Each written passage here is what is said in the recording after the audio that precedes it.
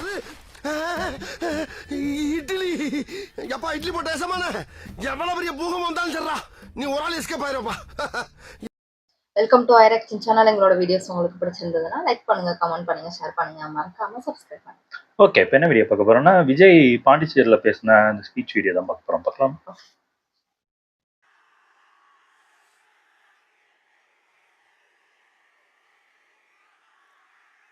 என் நெஞ்சில் குடியிருக்கும் மாநாடு தான் நினைச்சா. புதுச்சேரி மக்கள் உங்கள் அனைவருக்கும் என்னுடைய வணக்கம். அலோ பண்ணலன்னாங்க. வணக்கம். ரோட் ஷோ தான் அலோ பண்ணலையோ? ஓ, ரோட் ஷோ அலோ பண்ணாம, ஆனா அதேதான் பஸ்ல தான் வந்துருங்க. பஸ்ல வந்து ஒரு இடத்துல வந்து நல்லதுதான் இது. இந்த ஒன்றிய அரசுக்கு தான் தமிழ்நாடு ஒரு தனி மாநிலம், புதுச்சேரி ஒரு தனி யூனியன் பிரதேசம். அவங்களுக்கு தான் தமிழ்நாடு தனி, புதுச்சேரி தனி, இப்படி எல்லாம் இருப்பாங்க. ஆனா நமக்கெல்லாம் அப்படி நம்மளும் ஒன்னாதான் இருக்கோம்ல. வெளில இருந்து பாக்குறவங்களுக்கு அப்படி தெரியும். ஒண்ணுதான்.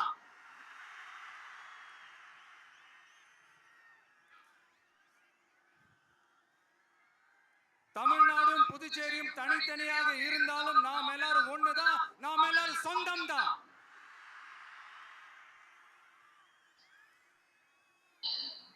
வேற வேற வீட்ல, வேற வேற ஊர்ல, வேற நாட்டுல, வேற ஸ்டேட்ல இருக்கிறதுனால நாம் எல்லாரும் சொந்தங்கள் இல்லைன்னு ஆயிட முடியுமா? அது எப்படி முடியும்? இப்ப பாத்தீங்களா, ஒருத்தருக்கு ஒருத்தர் பாத்துக்கும் போது அந்த பாச உணர்வு. இங்க இருக்கவங்க ஃபுல்லாவே பாண்டிச்சேரி தான் போல இருக்கு. அது இருந்துட்டாலே போதும், வேற எதுவுமே தேவையில்லை. தெரியல, வந்திருப்பாங்க சில பேரு. அதனால தமிழ்நாடு, புதுச்சேரி, கேரளா, கர்நாடகா, ஆந்திரா மட்டும் இல்ல, உலகத்துல எந்த மூலையில நம்ம இருந்தாலும் அவங்க எல்லாருமே நம்மளோட உயிர் தான், அவங்க எல்லாருமே நம்மளோட உறவு தான்.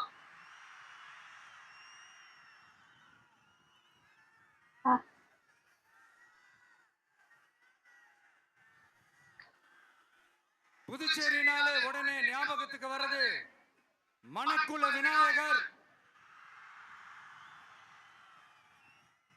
அரவிந்தர் ஆசிரமம், வில்லியனூர் மாதான் சொல்லி இவங்க எல்லாரும் ஞாபகத்துல வருவாங்க. அது மட்டும் இல்ல, மகாகவி பாரதியார் அவர்கள் இருந்த மண், பாவேந்தர் பாரதிதாசன் அவர்கள் பிறந்த மண். அது மாதிரி இன்னும் சிறப்புகளை அடுக்கிக்கிட்டே போலாம்.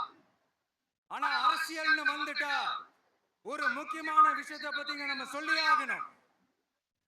1977ல புரட்சி தலைவர் எம்ஜிஆர் அவர்கள் தமிழ்நாட்டில் ஆட்சி அமைச்சாங்க. ஆனா அதுக்கு முன்னாடியே 1974லயே இங்க புதுச்சேரியில அவங்களோட ஆட்சி அமைஞ்சது.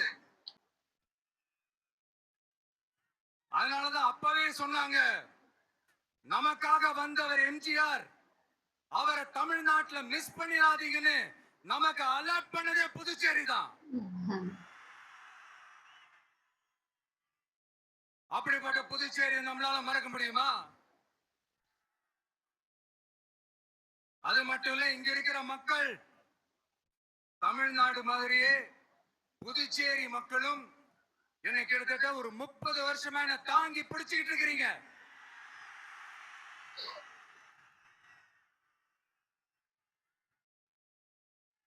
அதனால இந்த விஜய் தமிழ்நாட்டுக்கு மட்டும் தான் குரல் கொடுப்பான்னு நினைக்காதீங்க.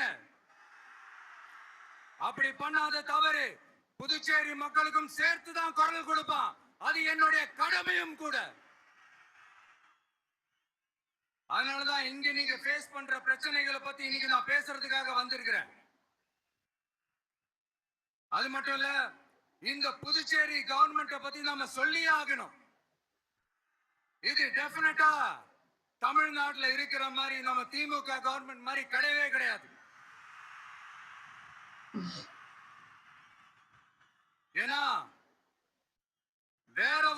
அரசியல் கட்சி நடத்துற நிகழ்ச்சியாகவே இருந்தாலும் அந்த நிகழ்ச்சிக்கு தன்னெழுச்சியா வர நம்ம மக்களுக்கு பாதுகாப்பு கொடுத்து பாரபட்சமே காட்டாம இந்த government நடத்திட்டு இருக்காங்க.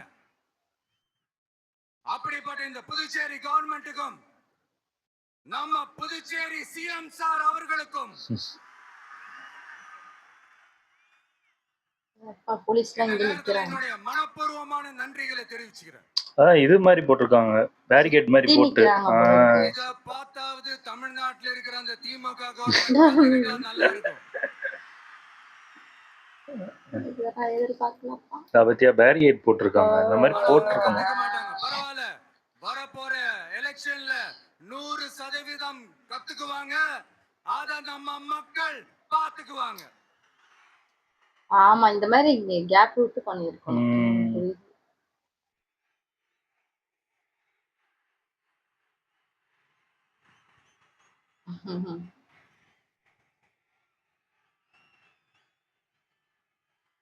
புதுச்சேரியில் இருக்கிற கவர்மெண்டோட கூட்டணி ஆட்சியில இருந்தாலும் புதுச்சேரிய ஒன்றிய அரசு எதிலையுமே கண்டுக்கல என்றது புதுச்சேரி மக்களான உங்களுக்கு நல்லாவே தெரியும்.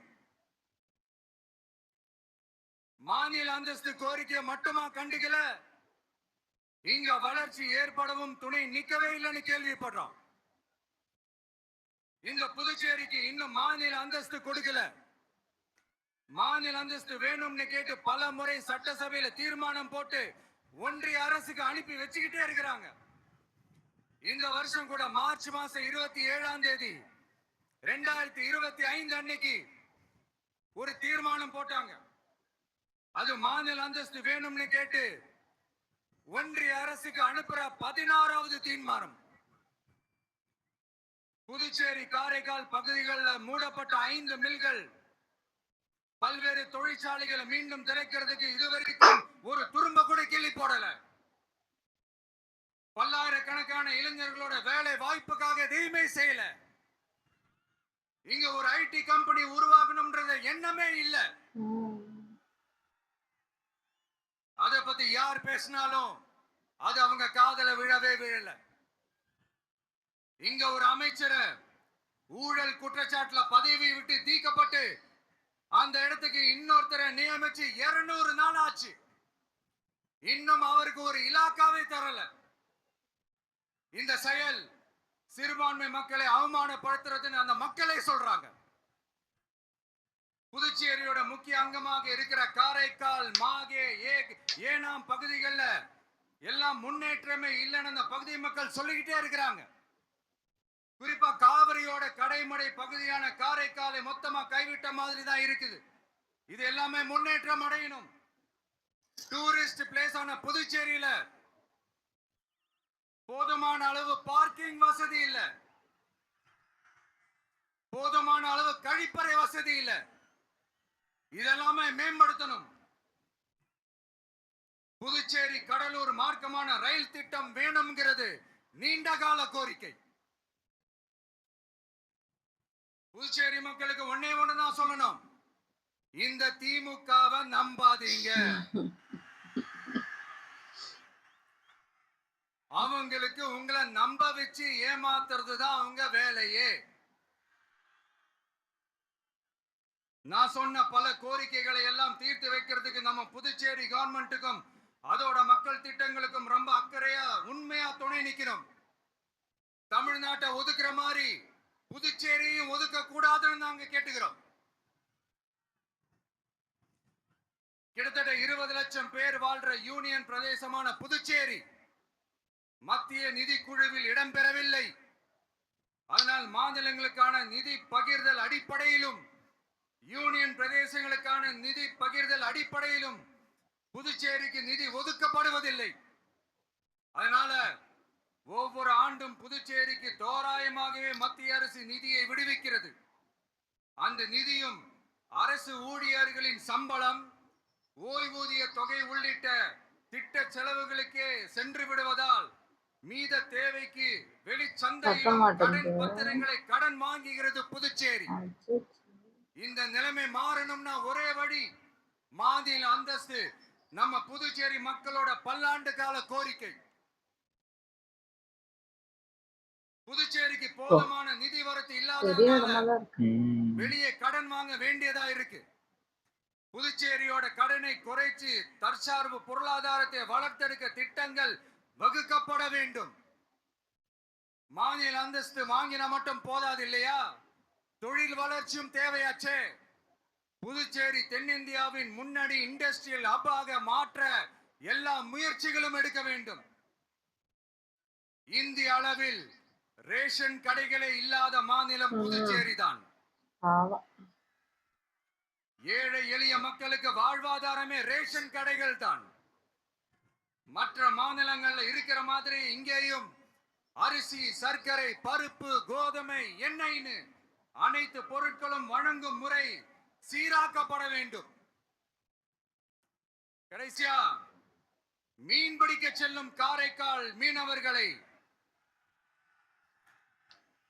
அடிக்கடி கைது செய்யும் இலங்கை கடற்படை அவர்களின் படகுகளையும் பறிமுதல் செய்து விடுகிறது. அதனால் நீண்ட போராட்டங்களுக்கு பிறகு சின்ன வயசுல இருந்தே இந்த பிரச்சனை கேள்விப்பட்டிருக்கேன். படகுகள் கிடைக்காததால் படும் மோசமான நிலைக்கு தள்ளப்படுகின்றனர். இந்த நிலை மாற வேண்டும். நான் மறுபடியும் சொல்றேன், இந்த விஜய் புதுச்சேரி மக்களுக்காகவும் எப்பவும் துணை நிற்பான். வரப்போற புதுச்சேரி தேர்தல் களத்துல நம்மளுடைய தமிழக வெற்றி கழகத்தின் கொடி பட்டொளி வீசி பறக்கும். அங்கேயுமா கான்ஃபிடென்ட்டா இருங்க, நல்லதே நடக்கும். வெற்றி வெற்றி நிச்சயம். நிச்சயம். மீண்டும் இந்த கட்சி சார்பா வேற யாரும் நிப்பாங்களா? நன்றி, வணக்கம்.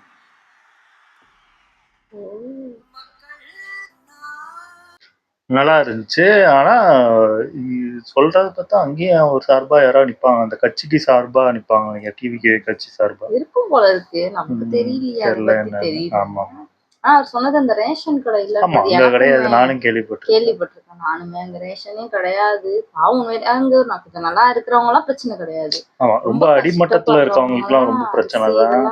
அதே மாதிரி அந்த என்னதான் கப்பல்ல போய் புடிச்சிட்டு அங்க மாட்டிட்டு ரிலீஸ் ஆனவங்களுக்கு என்ன பண்றாங்கன்னா அவங்கள மட்டும் தான் ரிலீஸ் பண்றாங்க, போட்டெல்லாம் ஆட்டையை போட்டு வச்சுக்கிறாங்க.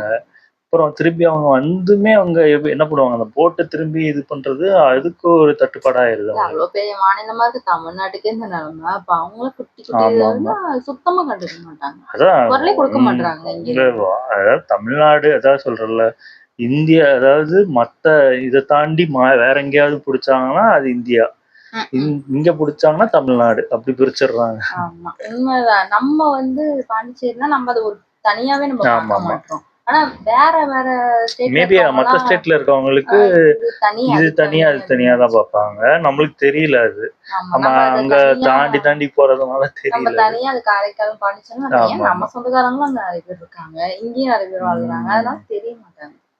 நல்லா இருந்துச்சு. ஓகே, எங்க வீடியோஸ் உங்களுக்கு பிடிச்சிருந்தா லைக் பண்ணுங்க, ஷேர் பண்ணுங்க, கமெண்ட் பண்ணுங்க, மறக்காம சப்ஸ்கிரைப் பண்ணுங்க. எல்லாருக்கும்